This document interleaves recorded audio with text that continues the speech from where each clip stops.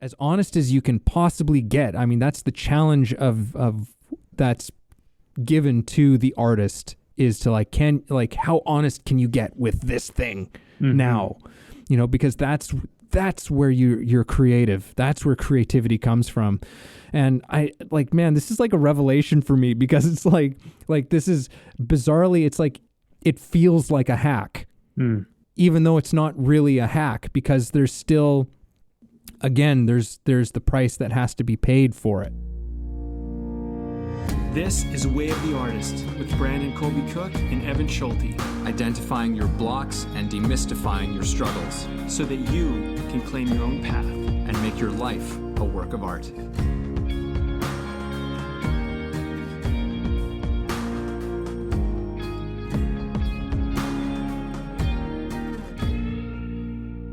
Welcome one and welcome all to Way of the Artist podcast. Once again, we're delighted to be here with all of you folks who have decided to join us. We've got another big, delicious, juicy conversation that we're going to dive into, facing the truth of ourselves. Sounds very esoteric in some ways, but this is, I mean, I wouldn't put it past us to go into that territory, but this has some very, I think, grounded, real, practical applications to it, potentially. We had a pretty significant preamble before launching into this conversation, but it was really good. It's how we came to this topic at hand. Like many things, definitely stuff that we're personally rumbling and wrestling with at some capacity. We're going to explore this more in its bigger themes. But Brad, why don't I pass it off to you, and maybe you just give everybody kind of like the 101 on on what this, the 101 on all right, what we're talking about here. I'm going to teach you a lesson. No, I don't know what to say. You put me on the spot, Evan. I don't know what to do. No, well, I mean, you can pass it right back. I mean, I'll I'm just kidding. I'm kidding. I always have something to say. Let me go on about the school system, okay? No, I mean, the conversation leading up to this was interesting. We took a lot of different avenues, but they all kind of came back to really this point. And I think actually from the last podcast, this is a great pairing, because, I mean, you shared a really great story. I hope you get into it at some point when we're having this conversation. But last week for me was, in a big way, it was like a confrontation with myself. And it's funny because it's like the weather is all messed up and the world around me is not how I want it. But what it did was it made me look at something inside of me. And this last week since then has been actually very transformational. So I think, though, the point of this conversation is to kind of look at how, when we have pressure to change, or when we have pressure to look at something, how that's actually a good thing for us, and what to do with that and how to deal with that, and in a sense, where that might lead. Something that I've become aware of recently for myself, just as an artist, is like, I know this for a fact. I'm literally, for sure, the best I've ever been as an artist in my entire life. And a lot of it has to do with the fact that I'm finally getting honest about me, and something more truthful is coming out. And I think a lot of my earlier work and my earlier stuff was so much just wrapped around this ego and this identity that I thought I needed to have. And it was kind of like, the best way I can put it is, it's like you think you want something, but that's kind of a lie. And then you don't know why you can't get the results, or why you can't make the impact, because there's like an inauthenticity to it all. And I think, like, for me, a lot of what this conversation is about having the courage and the boldness and just the willingness to just get authentic. And it's fucking frightening sometimes, And when you shared your story, it like hit me really deep. And I was like, oh man, I get that. And I feel like so many things are like that. And it's not just about that topic. It's just like, that's so what it's like. You're like, I have a problem and I have to deal with it. And if I don't, it kind of means the price of something, that I want. And I think every artist in some way has to deal with that at some point if they want to continue as an artist. But I think every person in life kind of has to deal with that, because otherwise you just end up in this small existence, because you have to like maintain your whatever bullshit identity that you've kind of been programmed with or like chosen. Yeah. Yeah. And I mean, definitely like, and again, like we mean like the smallness that we're talking about isn't, or just like how big you can be on the other side. It's not saying that like, cause again, when we talk about like being someone small or being someone big, there's a lot of shit that's tied up in that, like ways that we're conditioned to think about, what it is to be someone big. And really, I think for us, maybe we should come up with like our own definition and we'll post it up somewhere. But like, being big is really about being whole. It's about being authentic. It's about being who you are. And it doesn't necessarily matter what that looks like on the surface. It's more of big is an internal game. Mm-hmm. And yeah, and I guess that's kind of really what we're talking about. Is we're talking about this internal game of the truth of facing the truth of who we are. And I think I'll just get into it because you brought it up, so everyone's probably just like, well, what's this thing been going on? And if anyone's like listened to some of the last few episodes, I just did a fairly substantial like move. Like I moved communities. It's one of the biggest moves. It's the biggest move I've made aside from when I was a child, and that wasn't really my choice. My family moving 2 provinces over and all that stuff. As a kid, it doesn't necessarily have the same kind of weight to it as when you get a bit older. But that's not necessarily important to this. But anyhow, it's whenever you go somewhere, you go through some big change, as they say, wherever you go, there you are. And wherever you go, your shit follows with you, your gifts, your strengths, but also, your weaknesses, your vulnerabilities, all of these things, like, there you are. It's always with you. And in many ways, I was aware of this. I knew that there were things. It's like, yeah, no. Like, cause I think a lot of people, move, change the country they live in or whatever it is, because, they're looking for that to fix their problems, and I very much, I knew that this wasn't going to fix any problems that I may have or perceive that I have, but it certainly has been interesting because it's been drawing certain things to the surface. It's not just that they're there with me, but it's been drawing them actually actively to the surface is what it seems to me. And I was sort of faced with this realization that I have certain attitudes and beliefs around money that are unhealthy. And the strange thing about this is that it's not a new thing.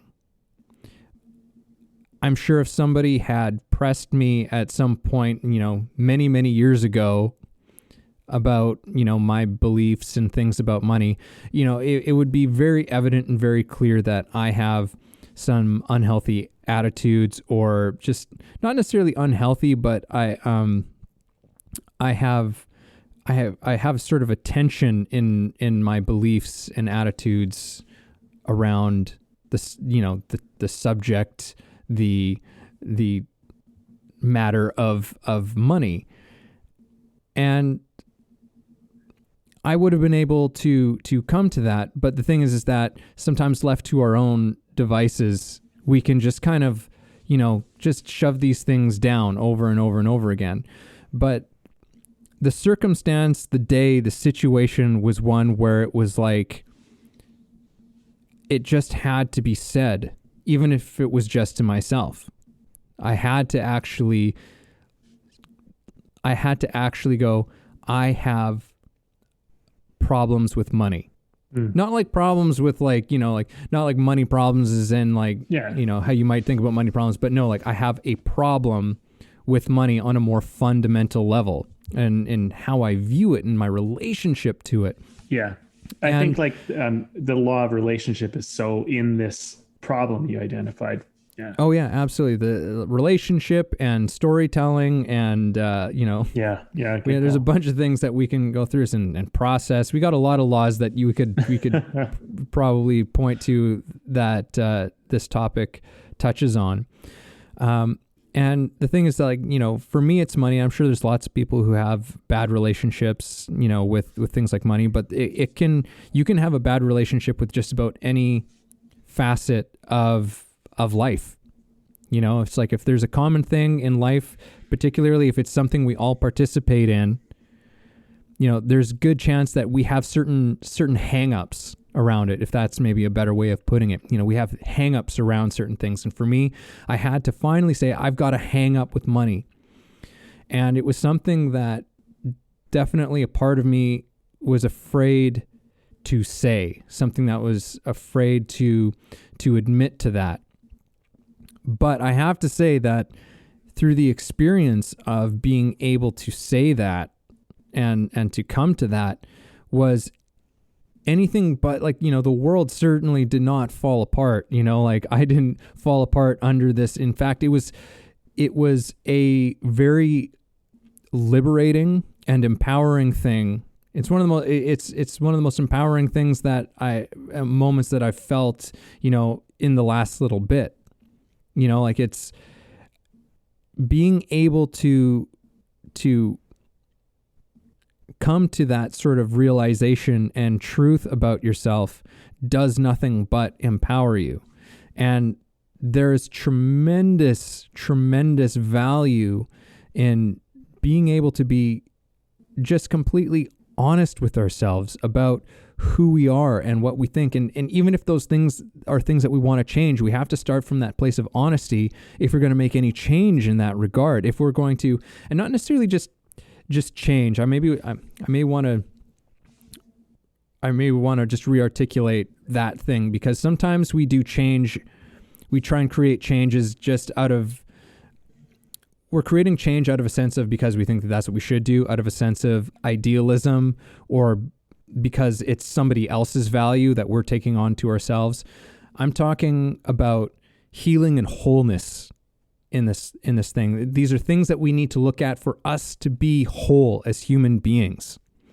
Which is, and that's the way that we create change. That's how we find the change that needs to be created, or that we need to participate in and move with. It has to do with our wholeness as human beings. And for me, it was this realization. It's like, okay, I need to heal my relationship and my attitudes towards this specific area of life and of my life for me to grow as a human being and to come to that place of wholeness.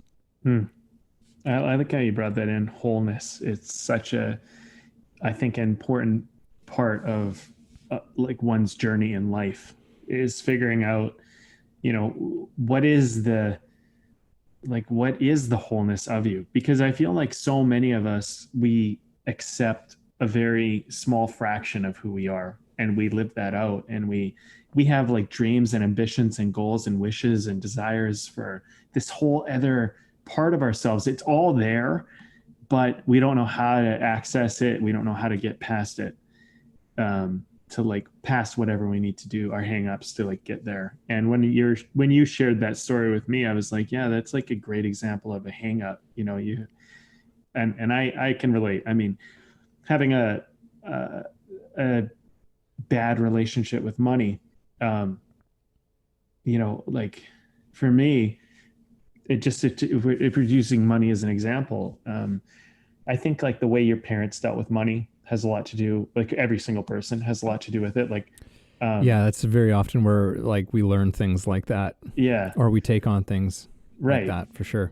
And so then you have to navigate through that, because like when you're a child, you get these examples of things and you kind of go, well, that's how they did it, so that must be the way. You don't really question it. It's not like, most kids are not going to be too critical. They're kind of like, oh, like that's how my family did it and that's how it's done. And then it comes to a point where you start to go like, wait a minute, maybe this is not the best way to be dealing with money, or dealing with like love, or dealing with my artist career or my dream or whatever. And then that realization is such a humbling one. It's like, oh, I don't have my shit together the way I thought I had it together. I don't have that figured out. And that's scary. And what I'm realizing is a lot of this conversation is having the boldness and honesty to admit that you don't have it all together in an area, and be like, wow, like maybe I need to like reevaluate that. Maybe I need to look at that. You know, I had this very weird relationship with money, because my parents made a lot of money when I was up until I was about 14. And like we were millionaires basically, and living in mansions, driving Porsches, having boats, all this great stuff. And then we lost everything. And then within like a few months, I was living in a trailer park. I went from a mansion to a trailer park. It was fucking crazy. Like, and to me, I was not unhappy in the trailer park. I was as happy as I was, in a sense, in the mansion as I was in the trailer park, because that didn't matter to me. But what I put through my little kid head was like, material things don't matter, and money is a false god or something. It's like it's pointless to chase, because all I saw money was money destroys relationships. Money can give you things, but it's like, you know, and so money became this really weird relationship for me. And like I could earn it, and I could earn a lot of it, but it didn't mean anything to me. And I didn't really, like, I had a relationship to it where it was like, to me in my little kid world, like money was why my parents split up. Money was why the family couldn't work, you know, like, and it was many more things, but like you're a little kid and you don't understand and you don't know everything. And yeah, I'm 14, but I'm still a kid. Right. And I have had to do a lot of work around money, because like I just had these weird interactions with it, these weird relationships to it. But I want to say, Evan, the thing that you pointed out that really kind of landed with me when you took it further was you're talking about that way of looking at money, like it's how it in and out. Maybe you can explain that. You watched the video, but that to me really landed, because I think the way you relate to how money comes in or goes out is almost the same and very important. Yeah, no, it's funny because, you know, after coming to this self-realization, I was like, well, the good news is that there's a lot of people who probably have some things to say about this subject. So I ended up, you know, finding like a video on YouTube that spoke to me, and clicking on it, and it actually wasn't like, the video was good, and in fact said some of the same things, but there was an ad that ran right before it, and normally I skip through the ads right away, and actually I often skip through the ads for this particular thing too. I think it's like Mind Valley or something like that, like mindvalley.com. This guy, you know, he writes books and does videos and all this kind of stuff. Anyhow, it was a video on money mindset, and this guy borrowed, or he was showing this sort of technique that was done by this Japanese billionaire. And it's this technique known as origato money. And basically, whenever you have any exchange, whether you are spending money or you're receiving money, you take a moment in the midst of that exchange to just kind of say to yourself, origato money, like origato out, origato in. And basically it's about creating a sense of appreciation around the flow and the exchange, which is something that I'm like, yeah, like that's something I have very little grasp of appreciation around that exchange. You know, I see it as my old belief patterns is that I see it as like, it's like a necessary annoyance in a way. And, you know, maybe in some ways it is to a certain extent, but that does very little to help me in the present moment. You know, that does very little to help me have a healthy attitude around it in the present day. So it was just like a little thing that I'd picked up and learned from, I think it was like mindvalley.com, just during an ad. You never know when something's just going to pop up and just deliver you exactly kind of something that you need. But yeah, that was just, that's the one specific thing for myself. And I'm glad that you just had me, because that's a nice practical thing. And hopefully, you know, I found it useful. Hopefully other people can find it useful. But, you know, for anyone out there listening, you know, this could be anything. It could be your relationship with other people, whether that's romantic relationships or friendships. It could be relationships with food. It could be your relationship with your body. It could be, you know, anything in your life that when you think about it, it creates tension inside of you, like tension, like stress kind of tension.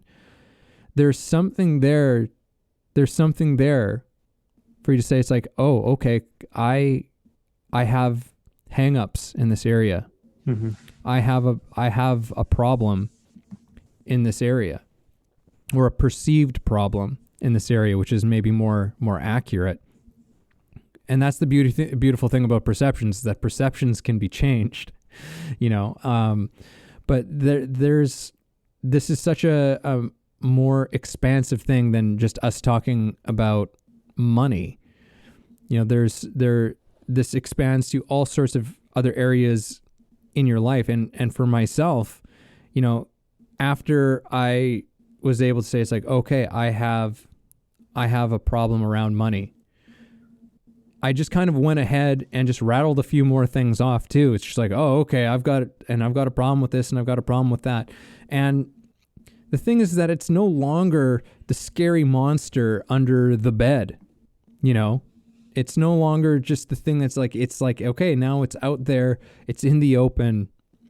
I can now actually do something about this. I can actually, you know, do whatever I need to do, build better habits, you know, say little affirmations, whatever the hell works for you.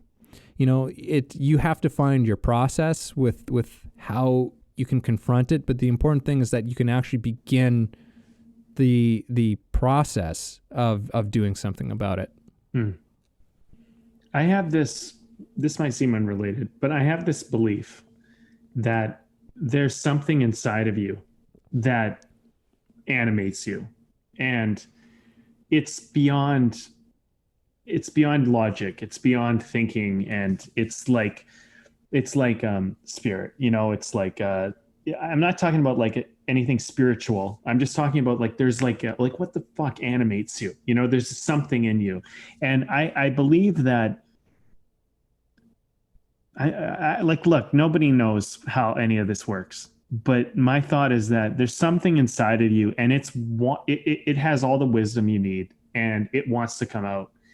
And the only thing stopping it is you and your fears, your limitations, your hangups, like you're talking about.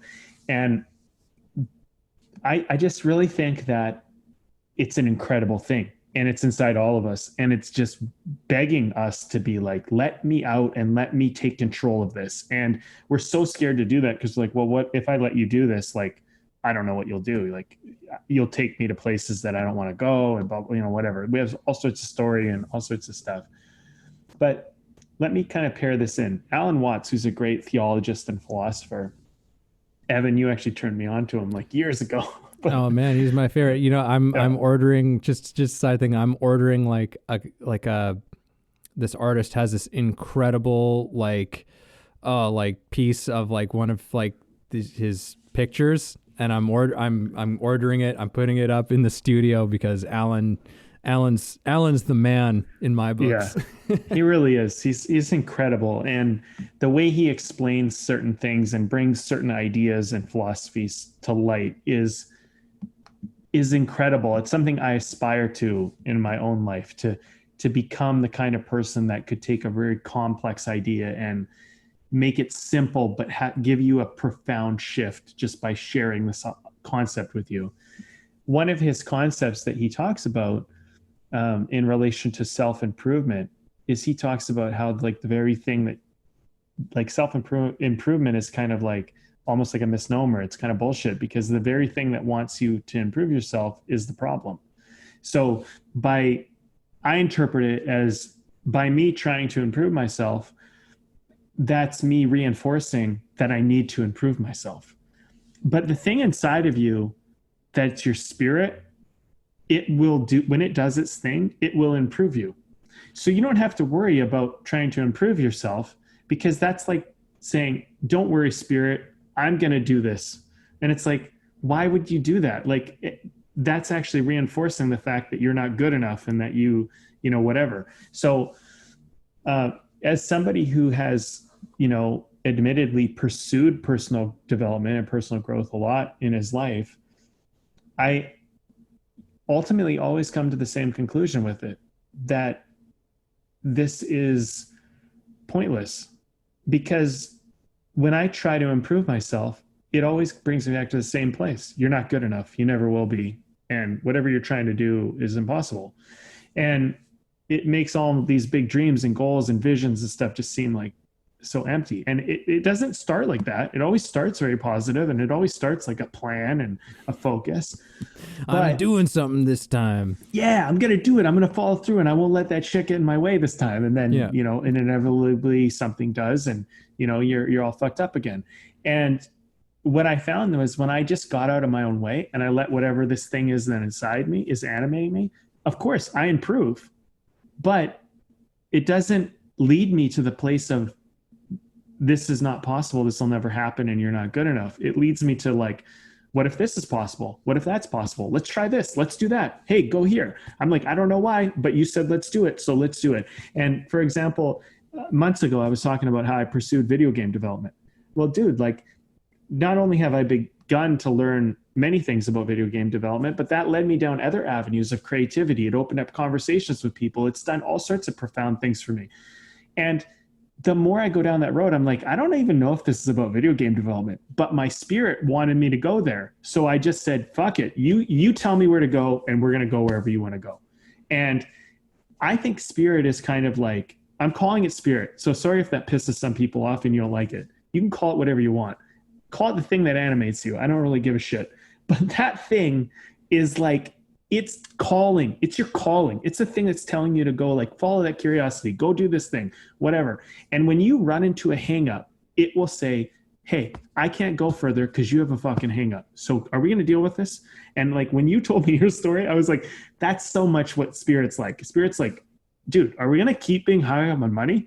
Like, come on. Like, I can't, you can't go do this if you keep getting hung up on this bullshit. So let's deal with it. So you can let me do my job, because I think it is infinite and super powerful, but we get in its way with our hangups and our bullshit. And we have to try to figure out a way to get that out of the way, which isn't always easy, but That's how I think this works. Well, I mean, oh man, there's so many things here. But yeah, that's so much the way that we operate. You know, there's a part of ourselves, our egos, if you will, that, you know, there's a part of us that does not want to look at these hangups, because they keep us comfortable, they keep us safe, they keep us in some place that, you know, even if it's painful, at least we know it. You know, it prevents us from having to face certain fears and again, the truth about ourselves. It prevents us from having to do that. And, you know, we can often delude ourselves, and we can delude ourselves violently, you know, not necessarily through physical aggression, but like, you know, mentally, you know, we can be very violent with ourselves in how we protect these hangups that we have.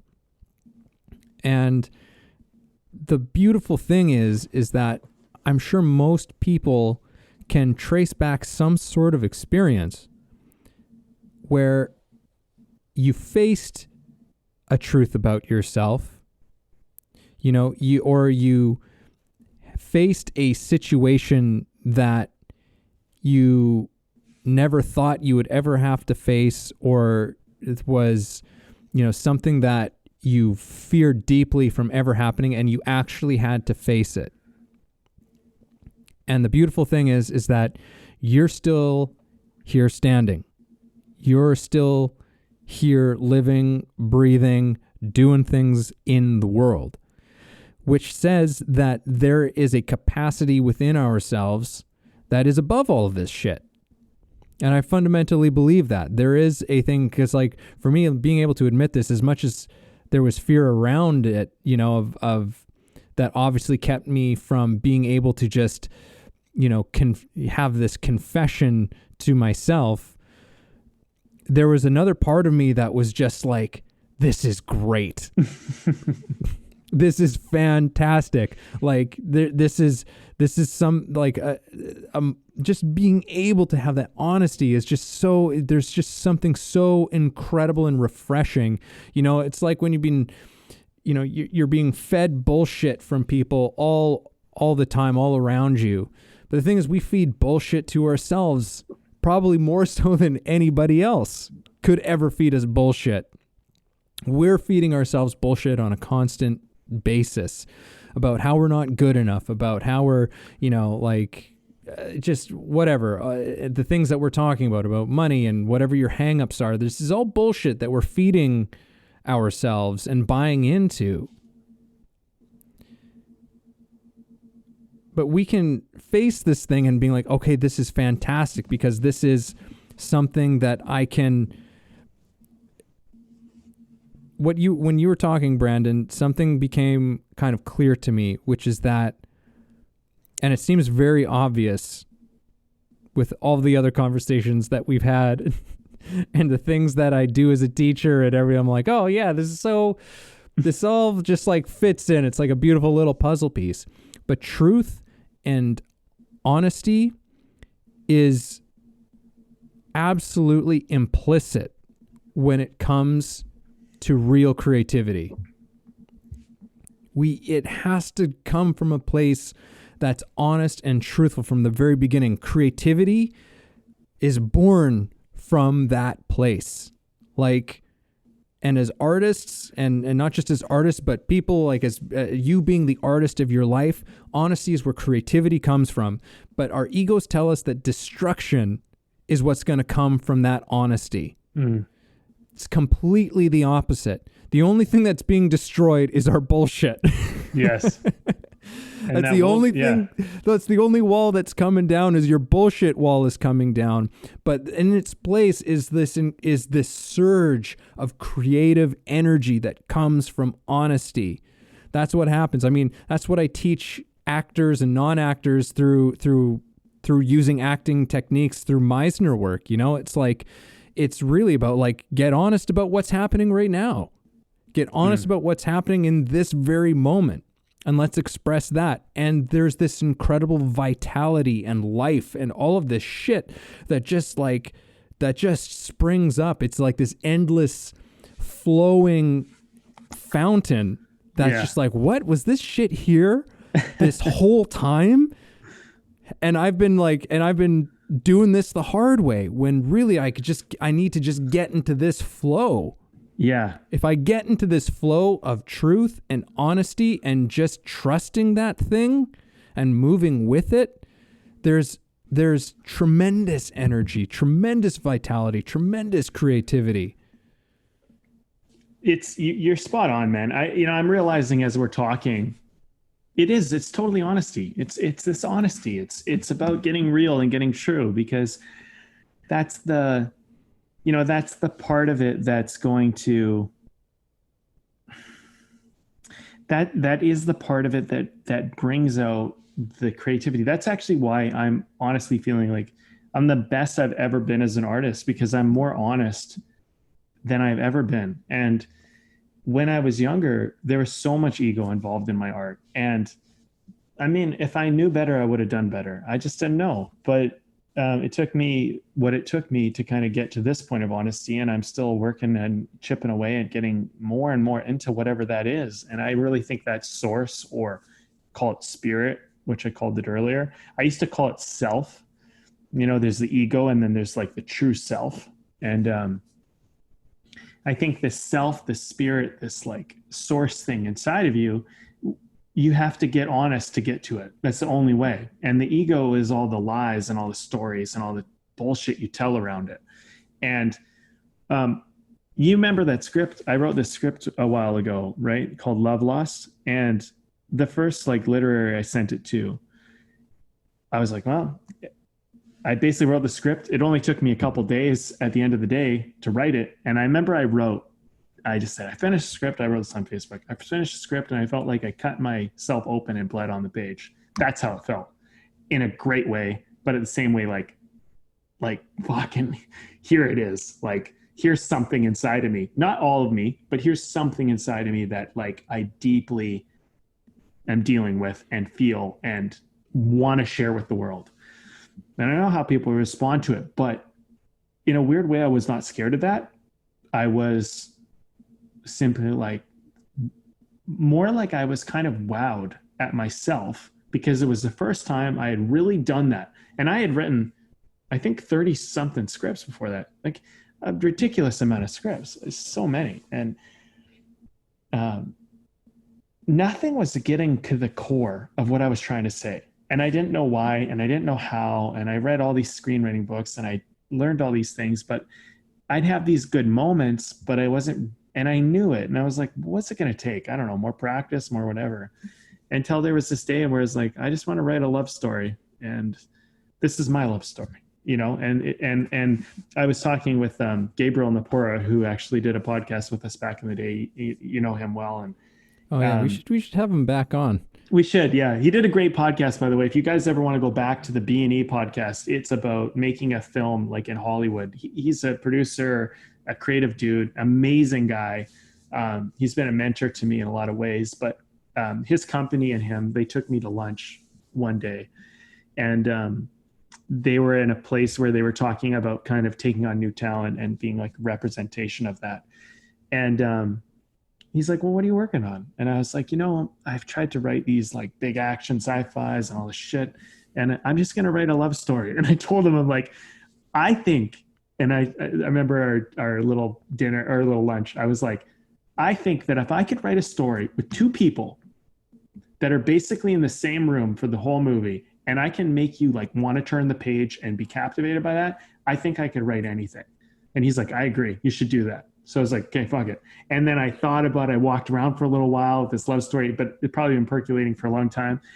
And then I fucking one day sat down at a cafe, and 2 days later, boom, the whole feature was done. And the first literary that read it, they said, this is what they said. I want to read this because this is an important moment for me in my life. They said, so I've read your script, and of course, I'll write out notes and give you specific feedback. But while I work on that, I wanted you to know I am unbelievably amazed at how beautiful it is. I couldn't put it down. And I read it again immediately. It's really raw and so relatable. And I had tears in my eyes, and they put in commas, and I'm not a crier. And to me, I was like, holy fuck. I did it. Like this childhood dream of like being able to like make a piece of art and have someone have like, and that's one person. So whatever, but one person in the world, like, had an emotional response and enough to not only turn the pages, but read the script again. I was like, and all that was for me was, I mean, all my training as a writer obviously played a part, don't get me wrong, but I literally got honest for the first time in a script, really from the beginning page to the end. And it wasn't a perfect script in certain ways. There's edits I did afterwards, some things, but like, I was like, that's it, man. You that's what you have to do. And I cried. I was at the cafe, like in tears, crying while I was writing. Like, I just didn't give a shit. I was just like, let's just tell the truth. And what this conversation is really like kind of making me really aware of is like, man, like that's what we got to do. We got to keep inspiring each other to tell the truth, as hard as that is. And like, I'll tell you guys, like I was embarrassed. I was writing in this cafe and I was like, fucking, I put my hand over my eyes and I like tried to hide because I was embarrassed at certain times that I was so emotionally affected by the work I was doing. But at the same time, I was like, don't be embarrassed, Brandon. You're doing what you're supposed to be doing here. And I think it's hard, like as artists for us to kind of cross that chasm, to like get to that side of like being vulnerable and real. And it's scary also like to have this script because like people have read it and they go, I see so much of you in that, people who really know me. And I'm like, yeah, you probably do. Cause like, there's a lot of me in this. Like, that's really like, that's my blood, sweat and tears right there. Like, that's really, and that's just about one topic, about one relationship. And I have a lot more inside of me that's ready to come out. But, at this point as an artist, at least as a writer, it's like, do I have the courage to tell those stories? And am I willing to do it? Which it sounds like, oh yeah, obviously, but it's like, honestly, like it's scary to tell the truth. It's fucking frightening, but then you do it and you're not scared anymore. But it's so hard to go from not having done it to do it. Yeah. It's so interesting. It's like, it's the price of admission. Yeah. Like that's for me, what I would say, like, again, like true creativity. If you want to touch on what that thing is, it's like, well, then you've got to be real honest. You've got to get real honest. And as always, the place you begin is with yourself. No matter what it is, it's just like it's got to start with you. It's very easy to go and point and, we live in call out culture, which is, not that certain things don't need and deserve to be called out on, but it's I remember I had this old teacher who was sharing this personal story about this sort of like this moment of sort of clarity for themselves, and they were all fired up about, how they were going to this new enterprise that they were engaging on. They're like, oh yeah, it's just like, I'm going to change the world. This is going to change the world, blah, blah, blah, blah, blah, blah, blah. And he's like, there was just this voice that I heard like shouting in my mind that was just like, change yourself. It's like we have all these dreams and ambitions of changing the world. And it's just like, well, change yourself and then we'll talk, just a little thing. But yeah, like I think that your story, which by the way, you never sent me I don't believe you ever sent me the second draft that you did of that script. Just saying. I'll send it to you. It's actually it's actually on the 4th. I'm going to do one more for sure and a couple of tweaks, but I will send it to you. Sir. Yeah. Cause you sent me the first draft and I never saw any of the following drafts, which I know you said that you felt were much better or improved on a lot of things. Anyhow, what your like I said, the truth and the honesty is the price you pay, and that comes with that sense of vulnerability.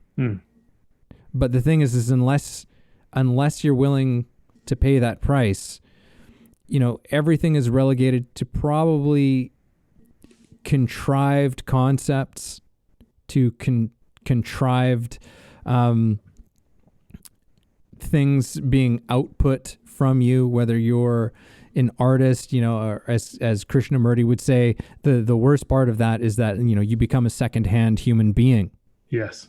You know, like you're not the creative point of your life, because you're not being honest with yourself and who you are and what's going on with you.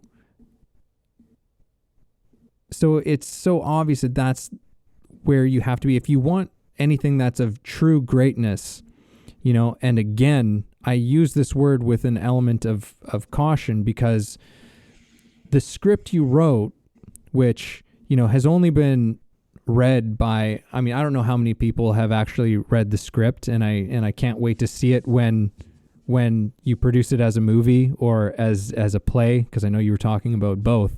Yeah, I'd like to do both, honestly. Yeah. But it's what you did is a thing of greatness, you know, and I think that people don't recognize that, and it has greatness because it has honesty, it has passion, it has real hearts and guts in it. It actually says something when it's so easy in our society, which, you know, they change things in movie scripts now in Hollywood's based on trending hashtags. You know what I mean? Like that's how they fucking make movies now. You know, based on just shit that's trending. You know, and you know the best that you can ever achieve with something like that is, yeah, cool. You know, cool. But you're never gonna get that message from that person who said, like, I couldn't put it down. I'm like, I had tears in my eyes. Like, you don't touch people through cool. Yeah. You know, it's like cool. The best that the coolest shit has ever kind of attained was just like, it's like, you remember that? Oh yeah, I remember. That was cool. And then gone. Mm-hmm. Forgotten. You know, but like just to bring this into, to keep it in this sort of realm, you know, it's like there's, I mean, probably just dozens and dozens and dozens of movies that I've watched, and then I've completely forgotten that I watched them. Mm-hmm.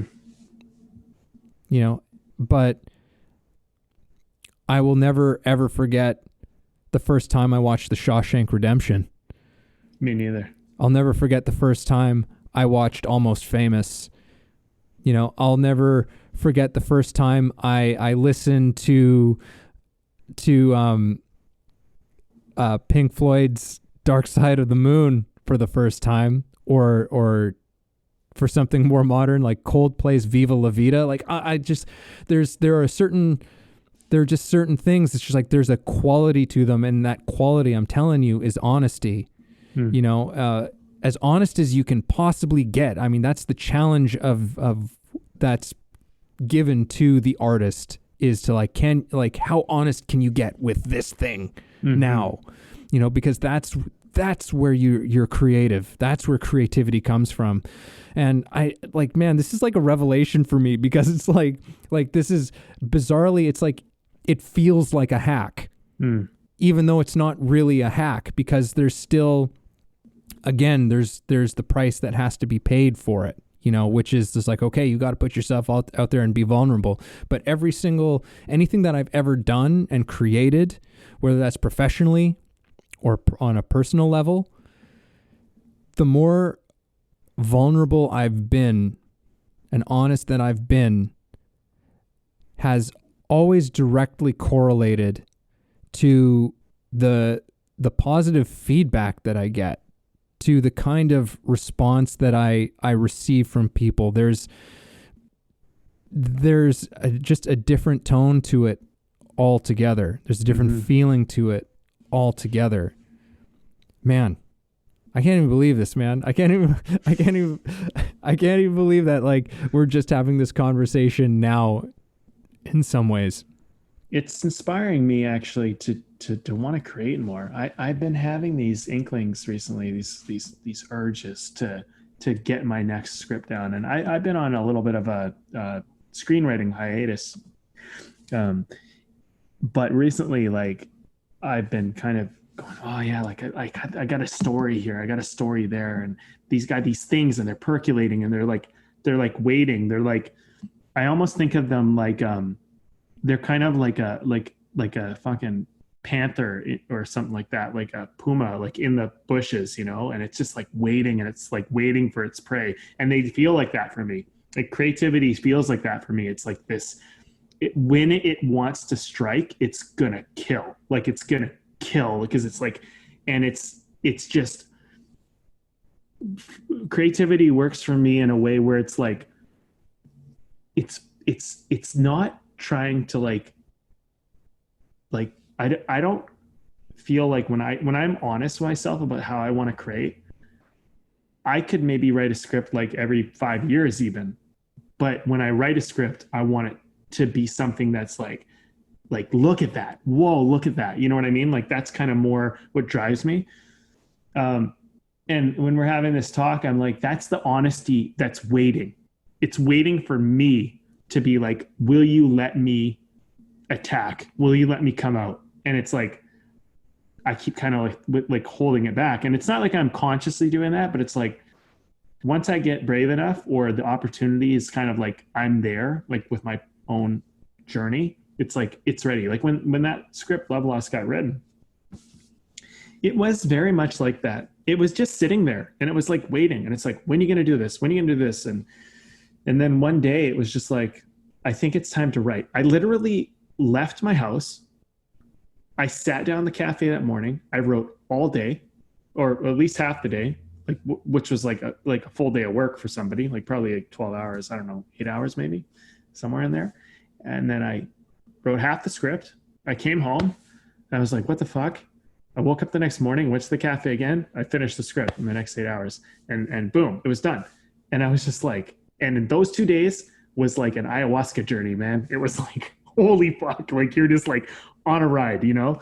And this talk is really making me kind of go like, maybe that's what it is. Like maybe I just all of a sudden decided it's time to tell the truth here about this, and like let it go, you know, just like, and again, I want to say it's not just fear that's holding me back. It's like there's other things that are getting born. Like there's like seeds that have been planted. Like there's like two main characters in that story. Those characters were growing in my mind, you know, kind of in the background. Like, who is this guy? Who is this girl? Like, you know, and it was not like I wasn't writing it down. I wasn't like, it was a script where I wasn't going like, he did this, and in his history, he blah, blah, blah. It was just like, I would just walk.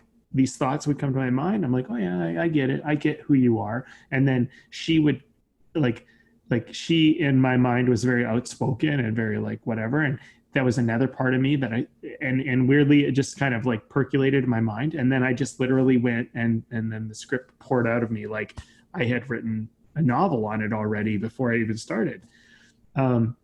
And I had another writer actually ask me, he said, how did you do that? Like, because there's this part in the script where a secret's revealed.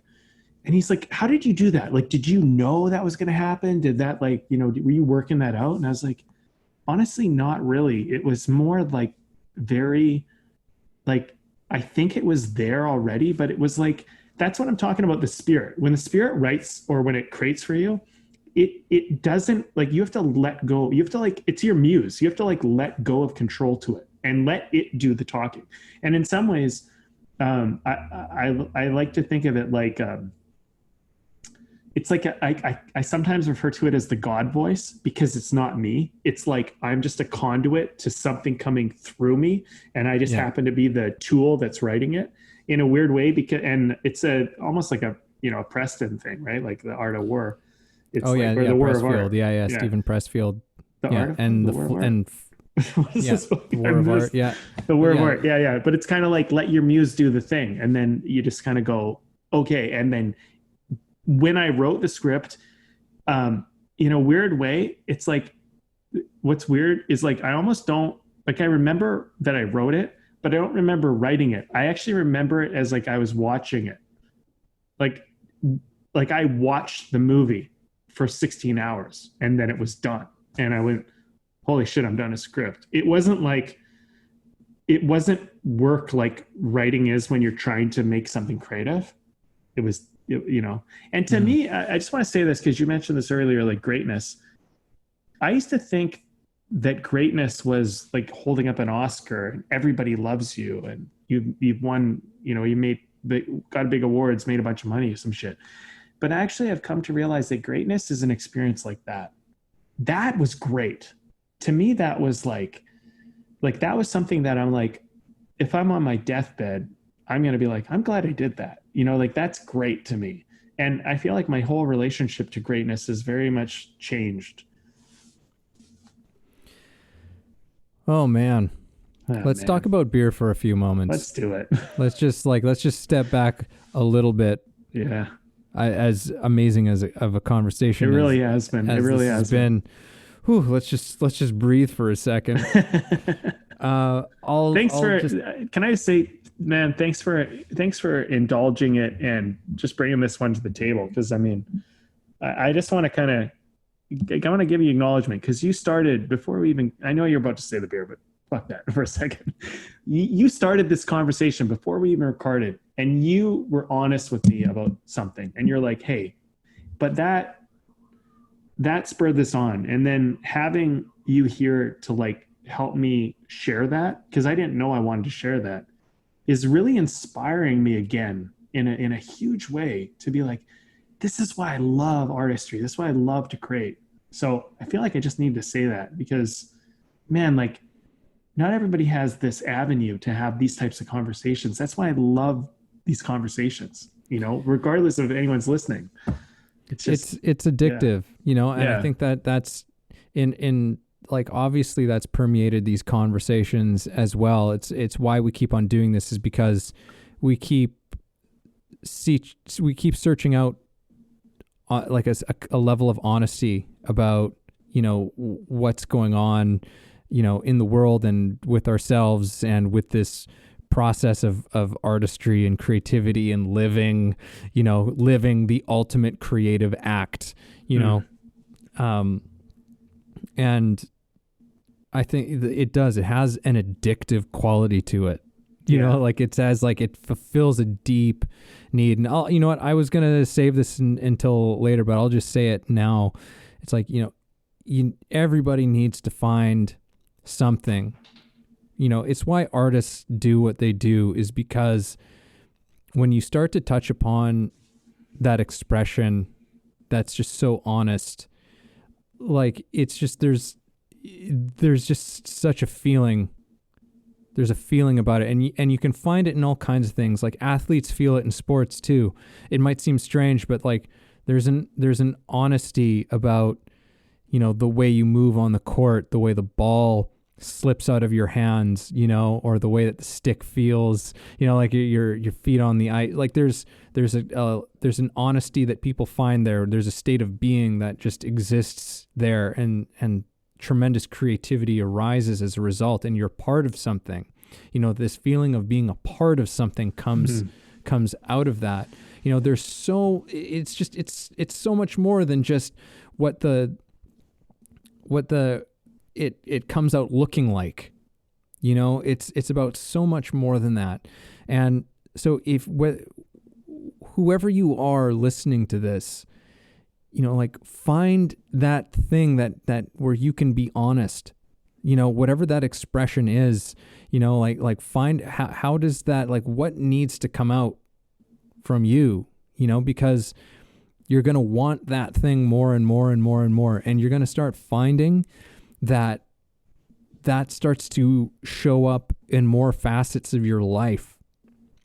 It's going to start showing up more. Like I know over the course of just that, since we've been doing this podcast, like I've gotten more and more honest on this show. A lot of my defenses, a lot of my barriers and walls have come down through having these conversations, from our very humble beginnings, where I know I can tell everyone out there that there was a part of me that was just like, okay, you can talk about some things, but you can't talk about other things. Don't share, like there was all of these guards up, all of these walls up. And and more have come down, and that's, from doing this, but it's also been showing up in my life in other ways too. I'm more honest with other people. I'm more readily, I'm more ready to engage in deeper conversations with perfect strangers, than I used to be, to talk to people about their passion and what they do. And, so this thing has a way of branching out into ways that you don't quite expect. So find that thing in your life where you can find that truth and that honesty with yourself, and that leads to that sort of authentic side of you. I mean, there's a reason why, there's a lot of artists who have said, like, write something that scares you. There's a real wisdom to that, because if you're writing something that truly scares you, whether you're a songwriter or a novelist or a screenwriter, the reason you're scared is because there's vulnerability. And that's the thing that you move into that space. Don't run away from it, because that's where something creative and original will come from, and people will fucking love you for it. Beer. Well said. Beer. I'm drinking, I always drink from these guys, but it's just because, like, I just trust their stuff on such a high level, and my trust has not been squandered once again. I'm drinking one from Phillips called Citricity Grapefruit Zest IPA. This is good. This is good. Like it's an IPA, like it's a strong beer, but that grapefruit zest just, like, it just cuts some of that, like that harshness that can come with an IPA, and it's delicious. Sounds good, man. I love a grapefruit, like, kind of cut into a beer. I just find that I don't think I've had a few different ones, and they always seem to just work so well for me. I'm having a Big Rock Brewery. This one's the Jackrabbit. It's a light lager. It's it's good. Actually, I'm really, really enjoying it on this podcast. It's like perfect. I think for me right now, it's exactly what I wanted. A nice, like, light, smooth, like, kind of easy to drink beer. And it's definitely that. I do find that, like, if you want a little, like, I've had this one before, and I found that on those times where I wanted more of a beer, like more flavorful, more whatever, that's just, time of your life, time of the day, whatever. It's not, I don't find I find it's like super light and easy drinker. You know what I mean? So it's one of those, and you could probably drink a lot of these, and you could just kind of drink them back, and they're just a nice, easy drinker. But flavor wise, somewhat minimal. Sometimes I like that in a beer, though. Sometimes I actually prefer that. It's kind of not, because sometimes I don't want a beer just to, like, have a bunch of, I don't want the taste as much. I just want to have a nice, cold, refreshing, like, nice little beer, It definitely has its place. Yeah. So it's good for that. Nice. Well, they've definitely fueled this conversation. No kidding. To a certain degree. Yeah. Not that alcohol is the reason for any of the things that come out of our mouths. It's a background thing. Yeah. It's a tradition. Yeah. Well, I mean, let's wrap this one up. I'll just go in, and I'm going to reiterate something that came up a little while ago, which, I'm definitely walking away with on this one, feeling fantastic about, which is honesty is the point of creation. Like, holy shit, man. Like, I feel like I've discovered fire. And I'm not saying this in like a way it's like, I've discovered fire for you all. No, I mean for myself, like, I feel like I've discovered fire in all of this, which is that, like, honesty is the place that we begin, with with anything creative in our lives. If we want to create anything in our lives, we've got to begin with truth and honesty. And it might be uncomfortable, but man, that's the juice. That's the juice. Learn to get excited about that juice. Don't fear that juice. Move into it. Yeah. The juice. It's the juice. The juice. I like that. I feel like I discovered fire. That's kind of actually how I feel too, honestly. And I think what I'm realizing is that when I focus on that thing, that truthful thing down there, that's like sitting in my belly, like waiting to come out, and it's like, man, does it fucking light me up? And I realized, like, we talked a lot about hangups, and I realized that, like, part of those hangups are the things that, like, okay, like, what spurred on this conversation is you admitted to yourself, hey, I have a hang up here around money, for example. And it's like, to me, that makes me kind of go like, yeah, like, well, what are these hang-ups? Like, what's hanging this up? Because I got stories in my belly, and they are like a panther that's ready to pounce, but I'm not letting it out. And I'm like, well, what's the hang-up? What's the thing stopping that? And I think that it makes me very curious to want to investigate it and to kind of just get out of my own way about that, because,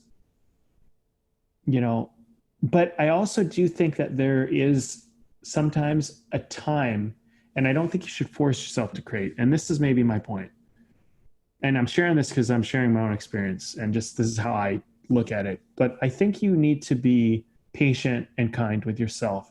Like, you maybe have a script in your belly, whatever, in your heart, whatever you want to call it, and like it wants to come out, but like you're like, but I don't feel like ready to do it. And I think what I'd like to say to people is like, that's okay, but you need to admit that it's in your belly and you want it out. And I think that you need to start looking at what is stopping it from coming out, and let's confront that, and let's try and deal with that.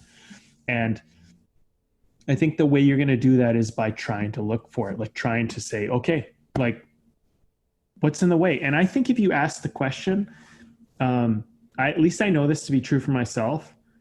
It's kind of like, be careful what you ask for, because when I ask for what I want, whatever's inside of me, if I'm just willing to listen to that, it will tell me. It will say, this is what's the problem. So are we going to deal with it now, or are you going to try and shove it down again? And I think that for me, at least at this point in my career, and you might be just starting out, you might have done this for a while, you might be late in your career, you might just not even be an artist, but you might just be looking how to be more truthful. I think there's different obstacles at different points in your journey. And right now, for me, I've been in this film industry, like at least from that creative outlet, for like 20 years or so. And it's like, I'm at a point now where it's like, it took me 20 years to tell the truth. Maybe not quite, but it basically took me like, and now I'm finally like, okay, I'm finally ready to tell the truth. And I don't know what that looks like, but like, I'm not scared of that. And this conversation is making me realize how excited I am to do that. And I don't know why maybe it was just this conversation that suddenly gave me permission, but maybe that's what people need. So there you go.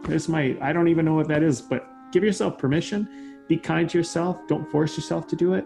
Be patient, but give yourself permission and just start going down this road, and like, let's see what happens if you start telling the truth and start looking for the truth. And I think good things will come.